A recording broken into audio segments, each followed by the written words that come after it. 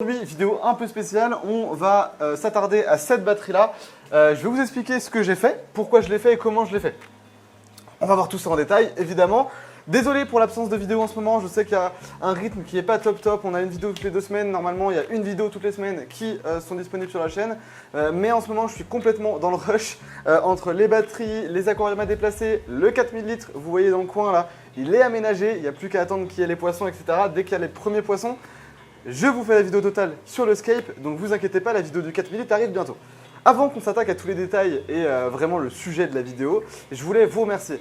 Merci à Tanguy pour le collab qu'on a fait ensemble, c'est un truc de dingue.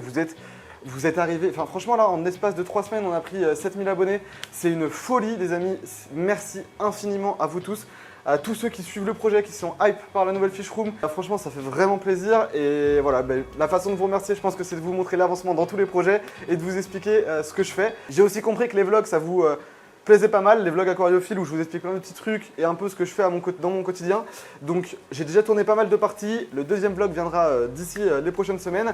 Il y a pas mal de gros projets qui arrivent aussi très bientôt, le 4000 litres comme je vous le disais, qui est Scape et qui maintenant c'est plus qu'une question de temps. Il y a aussi un biotope sur un continent dont je parle très peu qui va venir d'ici les prochaines semaines. Et il y a plein de choses par rapport à Aquabiotope. Donc en ce moment, c'est le rush total, je kiffe trop. Merci à tous d'être là. Si vous voulez encore me soutenir, n'hésitez pas à vous abonner, à partager les vidéos. Ça fait extrêmement plaisir. En tout cas, c'est pas le sujet de la vidéo, mais je voulais le dire parce que tant de positifs d'un coup, franchement, vous faites très chaud au cœur et c'est tellement motivant pour la suite. Donc, merci à tous d'être là et merci à tous de me suivre. Aujourd'hui, la star de la vidéo, ce sera donc la batterie. Celle-ci, c'est de la récupération, sauf les bacs. Je voulais vraiment avoir des bacs nickel pour vous présenter en vidéo des poissons dans des conditions où vraiment les bacs sont propres, etc. C'était très important pour moi, pour la beauté de l'image et pour vous. Donc du coup, je suis reparti sur des bacs neufs, mais le châssis alu, c'est un châssis que j'ai repris d'animalerie. On va en parler un petit peu. En tout cas, ces cuves-là, c'est des cuves neuves. Si vous voulez aussi des cuves neuves comme ça, n'hésitez pas à faire des demandes de devis sur le site où j'ai toute une partie prédestinée pour ça. Ce n'est pas moi qui fais le collage ni la conception des bacs, mais c'est David Aplos et David est extrêmement bon. Les niveaux de finition des bacs sont très propres. Donc aujourd'hui, je suis très content de la conception des aquariums et donc franchement, merci à lui pour ces bacs. En tout cas, aujourd'hui, la batterie, elle est en eau. En tout cas, les premiers bacs et le dernier bac qui est juste au-dessus que vous ne voyez pas, qui va être mis en place dans les plans de coupe que vous voyez en ce moment. Le bac en haut est positionné, c'est juste qu'à l'heure où je tourne, c'est un petit peu court niveau timing pour vous faire la vidéo, donc le bac n'est pas encore posé. Mais quand vous voyez la vidéo, il est déjà posé et déjà en eau. Avant qu'on commence à parler des bacs et de la façon dont je les ai installés et pourquoi ils font cette taille-là, je voudrais vous parler du châssis. Le châssis, c'est un châssis donc alu d'une ancienne animalerie que j'ai récupéré. Il était dans un état pitoyable, j'ai dû donc entièrement le retaper, je l'ai reponcé puis repeint. Franchement, la batterie, les 2 batteries, je les ai eues à 100 € et le fait de les repeindre et de les retaper, j'en ai peut-être eu pour 20 balles. Donc allez, on va admettre qu'il y en a eu pour 120 € les 2 châssis. C'est finalement assez cher pour la qualité que c'est parce que je me suis fait un peu avoir. La conception de la batterie, elle est très simple, sauf qu'en fait, c'est du cube en aluminium qui fait 2,5 cm. Donc c'est super quand on veut mettre des bacs qui sont d'une grande taille, comme vous voyez un petit peu dans le coin, ici c'est un bac qui fait la totalité, qui fait de là à là. Donc du coup la barre en dessous elle peut pas s'incurver, parce que en fait le poids il est bien réparti. Le problème c'est qu'avec ces cuves qui ne sont pas une seule pièce, le poids est réparti dessus pas équitablement et les barres alu elles s'inclinent. Donc ça déjà c'est pas bon. Alors autant l'alu ça risque pas de casser, donc même s'il y a une inclinaison c'est pas très grave, il n'y a pas de danger. Par contre, c'est pas du tout beau esthétiquement. Ici, on n'a pas le même écart, du coup, entre le haut et le bas. C'est pas propre, c'est pas beau. Je suis très déçu pour ça. Donc, franchement, 100 € les batteries. Donc, ça fait 50 € la batterie. Il m'aurait fallu peut-être 50 ou 60 € de plus pour en faire une neuve moi-même en achetant mon propre aluminium, mes propres barres d'aluminium et faire tout ça en 3 cm.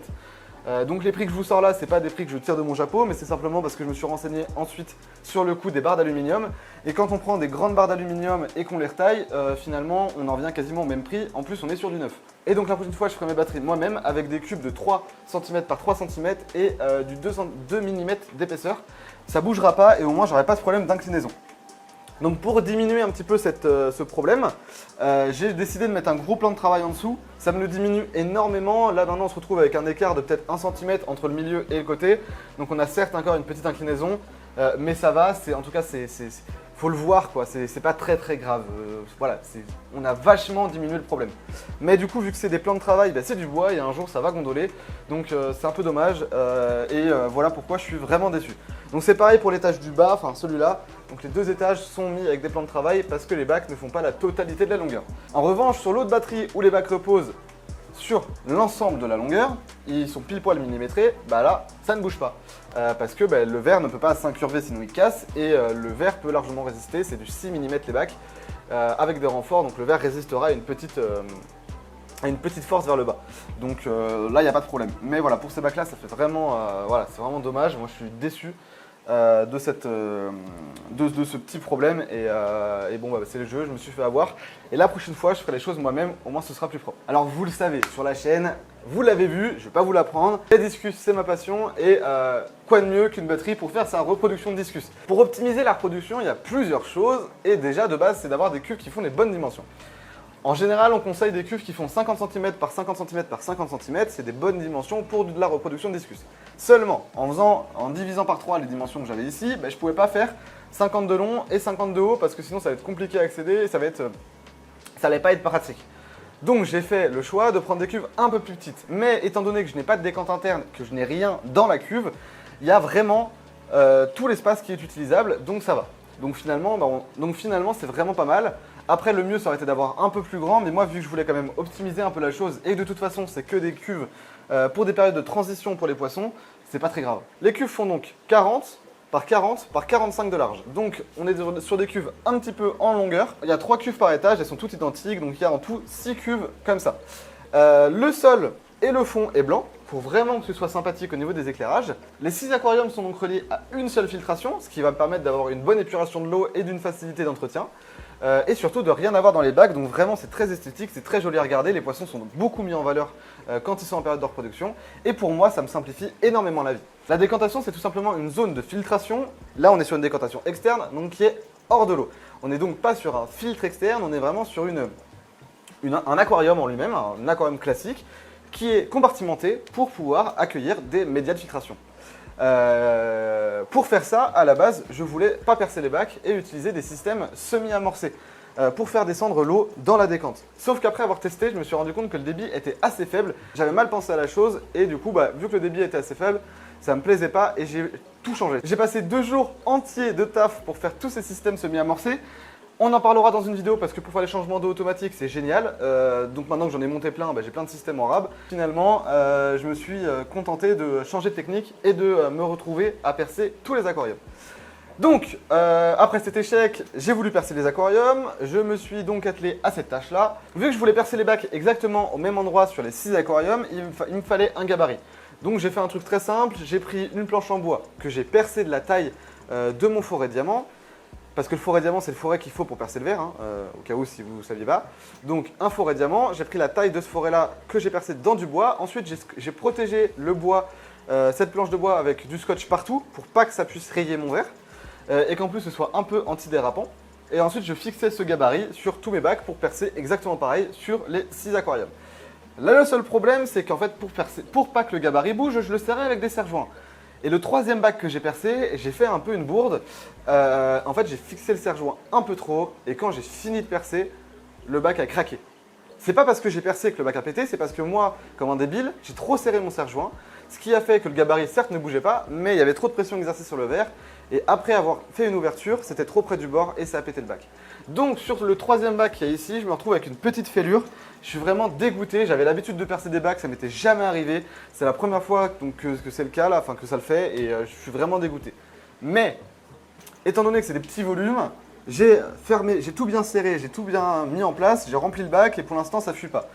On va surveiller. Évidemment, si la fêlure se continue et qu'elle se termine, là je remettrai un double fond. Mais j'aimerais bien éviter, donc ce serait pas mal qu'on essaye de corriger ce problème. Et donc ce serait pas mal que le bac ne fuit pas. Mais bon, il fallait que je vous le dise parce que franchement, il faut faire attention quand vous allez mettre votre gabarit et serrer votre gabarit. Si vous voulez percer un bac, ne serrez pas trop les serre-joints parce que voilà ce que ça peut faire. Donc sur 6 bacs, j'en ai fait les 1 et voilà, je suis vraiment dégoûté. En tout cas, pour l'instant, ça fonctionne et on va prier que ça reste comme ça. Après que j'ai percé les bacs, j'avais plusieurs moyens de faire des descentes dans la décante. soit je faisais tout centralisé sur un tuyau de 32 qui descendait et qui prenait l'eau de tous les bacs, et moi j'avais peur de ne pas avoir assez de pression et que du coup je sois limité et que la descente fonctionne mal. Chaque aquarium a un tuyau différent qui descend dans la décante. Ça veut dire que dans la décante, j'ai 6 arrivées d'eau, une arrivée par aquarium. Là c'est la plus grosse partie du boulot parce que j'ai pas voulu cacher que déjà trouver la solution pour que mon châssis reste droit, donc c'est-à-dire trouver un plan de travail, faire les perçages, tout relier à la décante, faire tous les collages parce que c'est une sacrée installation de collage quand même, c'était le plus gros du boulot. Maintenant il fallait faire la remontée mais c'était facile et pas très compliqué. Pour avoir une remontée centralisée, là je voulais une seule pompe pour les 6 aquariums, une seule pompe pour toute la remontée pour économiser sur la facture électrique évidemment.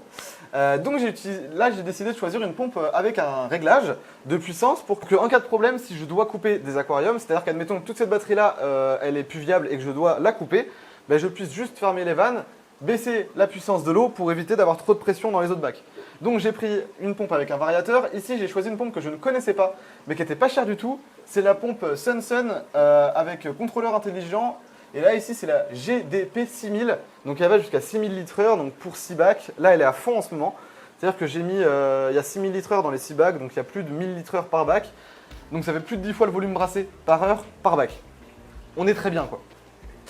J'ai choisi donc de mettre une vanne par système de remontée, donc par tuyau. Il y a 2 systèmes comme ça que vous voyez là, un à cet étage-là et un à cet étage-là. Ça va donc dans chaque bac, c'est juste fixé avec des colsons, ça bouge pas, c'est viable, ça risque pas de casser, les collages sont bien faits donc il n'y a aucune fuite. Donc pour l'instant, bah voilà, pas besoin de me plaindre et de toute façon voilà, tout fonctionne très bien donc c'est nickel.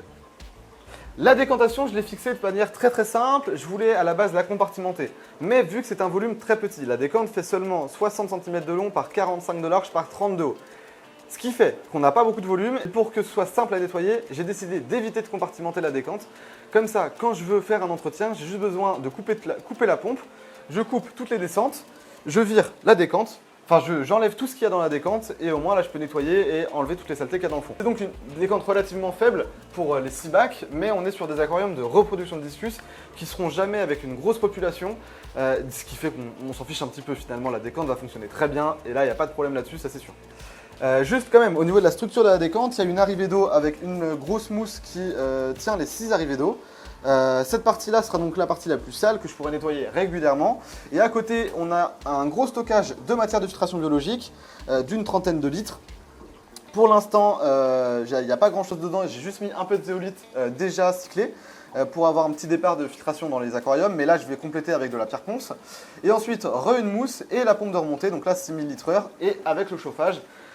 La pièce est déjà assez chaude, donc j'ai pas besoin d'un gros chauffage pour l'aquarium. J'ai donc mis un seul chauffage de 300 watts. On va voir si les batteries chauffent bien, mais normalement ça devrait le faire.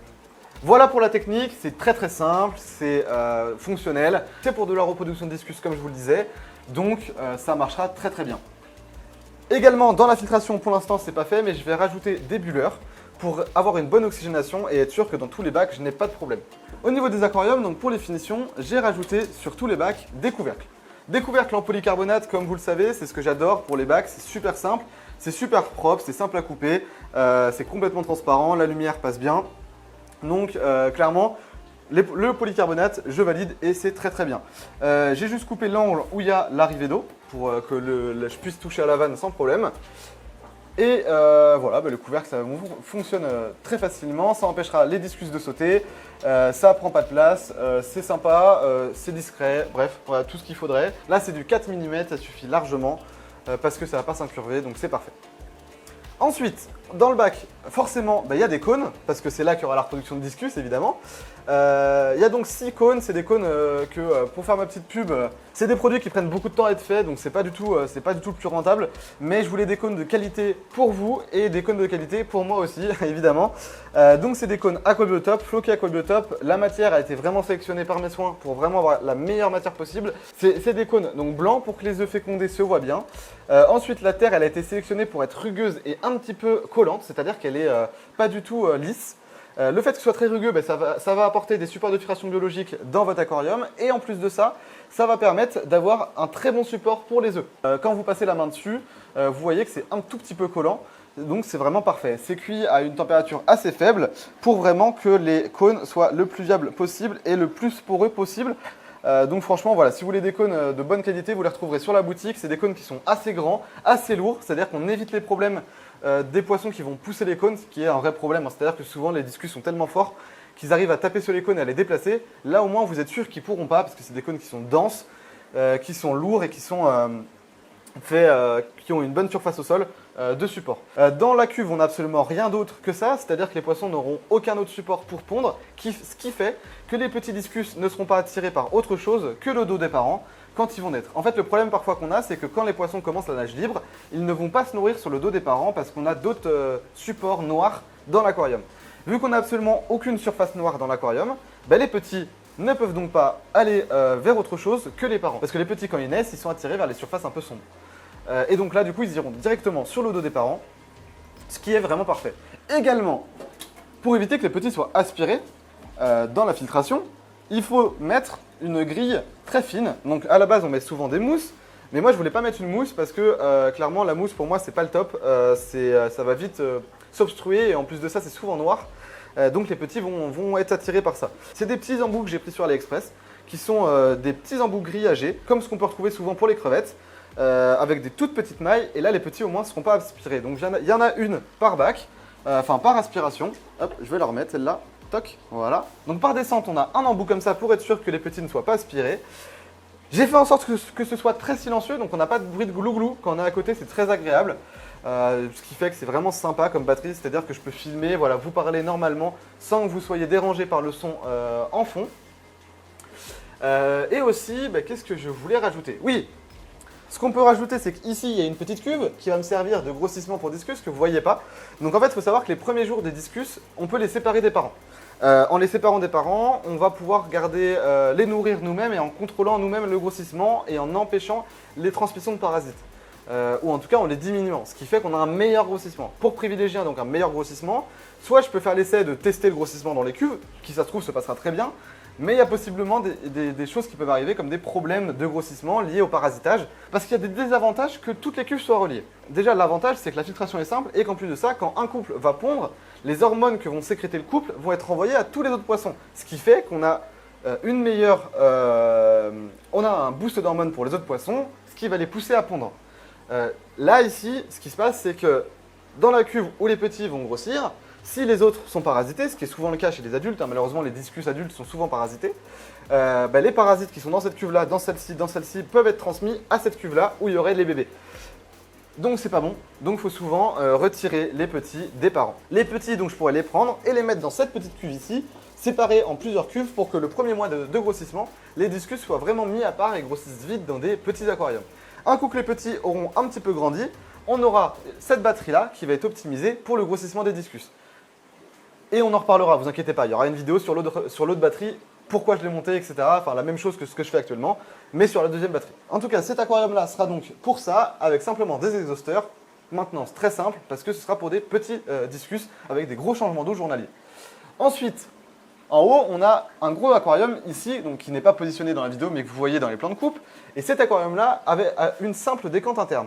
J'ai voulu avoir ce gros aquarium qui fait 130 par 45 par 40 de haut pour pouvoir avoir de la quarantaine. Admettons que je fasse rentrer des nouveaux discus. Admettons que j'ai des nouveaux poissons en général à faire rentrer. Vous le savez, on va éviter de les mettre avec ces poissons qui sont sains. Parce que si on transmet des maladies, ce serait un petit peu la galère. Donc il faut absolument avoir une cuve de quarantaine. Et moi je voulais une cuve assez importante pour que si je fasse rentrer beaucoup de poissons d'un coup, je puisse les mettre en traitement et les mettre en tout cas en quarantaine d'un coup ensemble.